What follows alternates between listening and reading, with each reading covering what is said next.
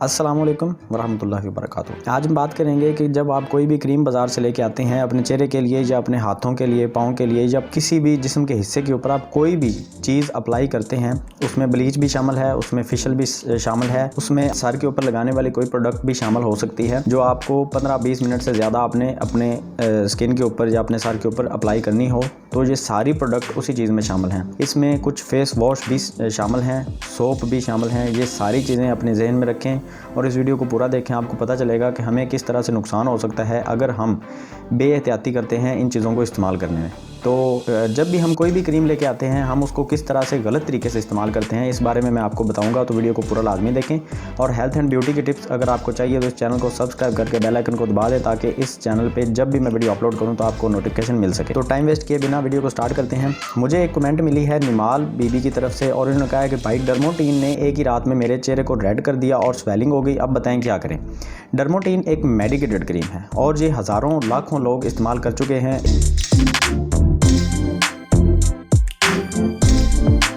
इसके कोई side effect नहीं आते। अब ये बात इसलिए की जाती है कि इसके साइड इफ़ेक्ट 99% लोगों को नहीं आते, लेकिन कोई 1% ऐसा हो सकता है जिसको इसके साइड इफ़ेक्ट मिलते हैं। वो साइड इफ़ेक्ट स्वेलिंग की शक्ल में भी हो सकते हैं, वो रेडनेस की शक्ल में भी हो सकते हैं, एक्नी की शक्ल में भी हो सकते हैं और उनके साइड इफ़ेक्ट के अंदर काफ़ी सारी चीज़ें आ जाती हैं। आपकी स्किन को एलर्जी हो सकती है, किसी टाइप की खारिश हो सकती है और ये एलर्जी बढ़ भी सकती है। ऐसा नहीं है कि आपके चेहरे के ऊपर आपने अप्लाई की और ये एलर्जी वहाँ पर थम जाएगी। अगर आपको किसी चीज़ एलर्जी हो जाती है तो ये एलर्जी पूरे जिस्म पे फैल भी सकती है, इसके नुकसान बढ़ भी सकते हैं। लेकिन अगर हम कोई भी डर्मोटीन जैसी कोई भी मेडिकेटेड क्रीम लेके आते हैं तो हम बिल्कुल बेफिक्र हो जाते हैं कि ये क्रीम के साइड इफ़ेक्ट नहीं है तो हम इसको आराम से अप्लाई कर सकते हैं।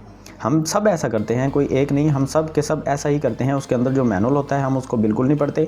अगर मैनुअल नहीं होता तो फिर तो ठीक है, कंपनी की गलती है। अगर मैनुअल है उसमें कोई पर्ची वगैरह है जिसके ऊपर उसके तरीका का लिखा है तो वो ज़्यादातर तो इंग्लिश में होते हैं। अगर उर्दू में है तब भी हम नहीं पढ़ते, इंग्लिश में है तब भी हमें चाहिए कि हम उसकी ट्रांसलेशन कर लें या किसी से पढ़वा लें। ज़रूरी है क्योंकि जो कंपनी उसको बना रही है, कंपनी ने उसके साथ कुछ प्रिकॉशन दिए हैं और हमें चाहिए कि हम वो पढ़ें कि कंपनी उसके साथ क्या कहना चाह रही है। किन लोगों को कंपनी मना कर रही है कि आप ये इस्तेमाल ना करें। अक्सर ये प्रॉब्लम प्रेग्नेंट औरतों को होती है। जब प्रेगनेंसी की सूरत में औरतें कोई भी चीज़ अप्लाई करती हैं, अक्सर तो क्रीम्स के अंदर लिखा होता है कि ये प्रेगनेंसी में आप इस्तेमाल नहीं कर सकते, क्योंकि प्रेगनेंसी में औरत की इम्यूनिटी लेवल बिल्कुल लो हो चुका होता है और कोई भी चीज़ उसको रिएक्शन दे सकती है और कोई भी इस चीज़ का जिम्मा नहीं उठाता कि प्रेगनेंसी में औरत कोई चीज़ इस्तेमाल करे और उसको कोई ना कोई साइड इफ़ेक्ट आए और बाद में क्लेम कंपनी बर्दाश्त करे। तो कंपनी कोई भी नहीं चाहती कि प्रेगनेंसी में उनकी चीज़ कोई इस्तेमाल करे। कुछ कंपनीज हैं जो मैनुअल डालती नहीं है, वो ज़िम्मेदार होती हैं इस चीज़ के। और जो आजकल हमें फार्मूला क्रीम्स मिल रही हैं उनमें कोई मैनुअल नहीं होता। अगर मैनुअल होता भी है तो उसमें सिर्फ ये लिखा होता है कि ये आपका रंग सफ़ेद कर देगी, छाइयों से निजात दे देगी, ये आपको आपकी एक्नी ख़त्म कर देगी, आपके चेहरे के ऊपर ये हो जाएगा वो हो जाएगा। बस बड़े बड़े दावे किए होते हैं, कुछ भी उसके अंदर डिस्क्लेमर वगैरह नहीं दिया होता, कुछ भी उसके अंदर लिखा नहीं होता, प्रिकॉशंस नहीं होते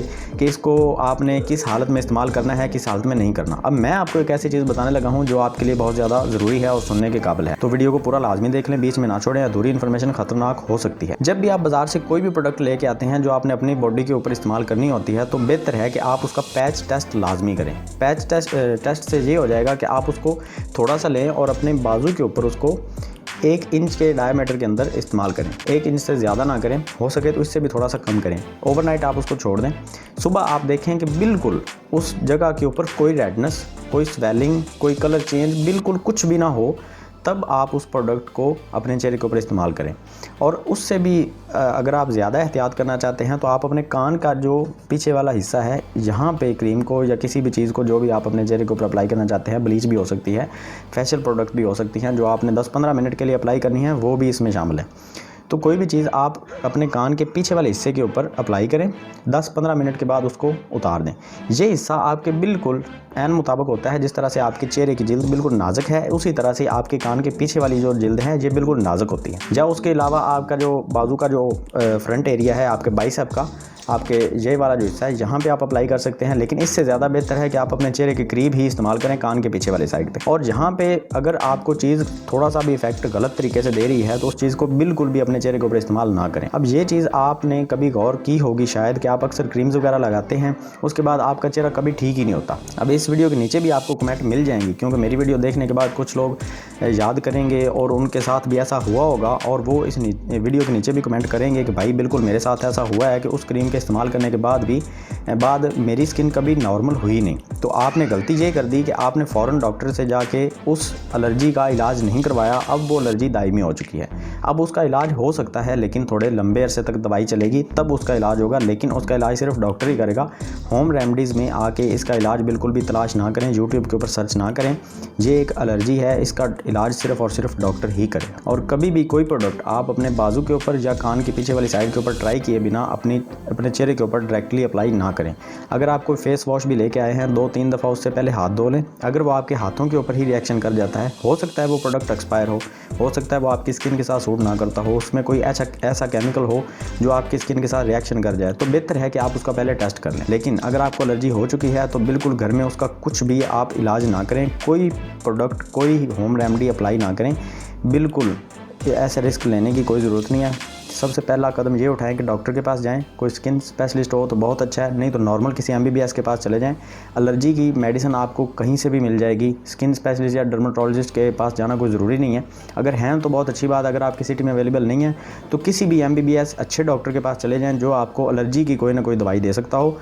एलर्जी वहीं थम जाएगी। अगर आपको पुराना कोई मसला ऐसा चला आ रहा है, याद करें कि किसी क्रीम के इस्तेमाल करने के बाद आपकी स्किन में रेडनेस या स्वेलिंग या एक्नी की प्रॉब्लम बढ़ गई थी या शुरू हो गई थी, तब भी आप पहले उसका इलाज करवाएं और तमाम प्रोडक्ट जो आप इस्तेमाल कर रहे हैं वो सारी की सारी छोड़ दें। हम अक्सर गौर ही नहीं करते, हमें ये लगता है कि कोई क्रीम अगर जलन महसूस करवा रही है तो उसके ज़्यादा रिजल्ट मिलेंगे। ये भी एक बहुत बड़ी गलतफहमी है, ये मैं आपको क्लियर कर दूं। कुछ औरतें जो ब्लीच वगैरह का इस्तेमाल करती हैं उनसे ये सुना हुआ है कि जब कोई ब्लीच जलन करती है तो उसके इफ़ेक्ट हमें ज़्यादा अच्छे मिलेंगे, हमारे चेहरे के ऊपर रिजल्ट ज़्यादा आएगा। जबकि ऐसा नहीं है। जो भी चीज़ आपको इरिटेट कर रही है, आपको जलन वगैरह हो रही है, तो बेहतर है उसको फ़ौरन धो दें ठंडे पानी के साथ और फ़ौरन दूध का मसाज कर लें। अगर थोड़ी बहुत कोई प्रॉब्लम है तो, अगर ज़्यादा प्रॉब्लम है तो फ़ौरन डॉक्टर से रजू लाजमी करें। इंटरनेट पे होम रेमेडीज़ तलाश करके लीमू और इस तरह की जो चीज़ें हैं, लेमन वगैरह, जो भी आप अपने चेहरे के ऊपर पहले होम रेमेडीज़ वगैरह अप्लाई करते हैं वो फ़ौरन से बंद करें। कोई भी चीज़ अप्लाई ना करें दूध के अलावा। दूध का कोई भी साइड इफेक्ट नहीं होता। दूध के अलावा कोई भी चीज़ अपने चेहरे के ऊपर अप्लाई ना करें। मैं इसलिए कह रहा हूँ क्योंकि ये मामला बहुत ख़तरनाक हद तक जा सकता है। आपकी स्किन बहुत ज़्यादा डैमेज हो सकती है और ये कभी रिकवर नहीं होगी अगर आपने कुछ गलत इक़दाम उठा लिए। तो अगर आप को ये प्रॉब्लम है तो इस वीडियो को अच्छे तरीके से गौर से दोबारा सुन लें और डॉक्टर के पास लाजमी जाएँ। और अगर इस तरह की मज़ीद वीडियोस देखना चाहते हैं तो चैनल को सब्सक्राइब लाजमी कर लें और बेल आइकन को दबा दें। कोई सवाल है तो कमेंट सेक्शन में आप पूछ सकते हैं। अगर आपके साथ ऐसा हो चुका है तब भी कमेंट सेक्शन में लाजमी बता दें। मिलते हैं नेक्स्ट वीडियो में। अल्लाह हाफ़िज़।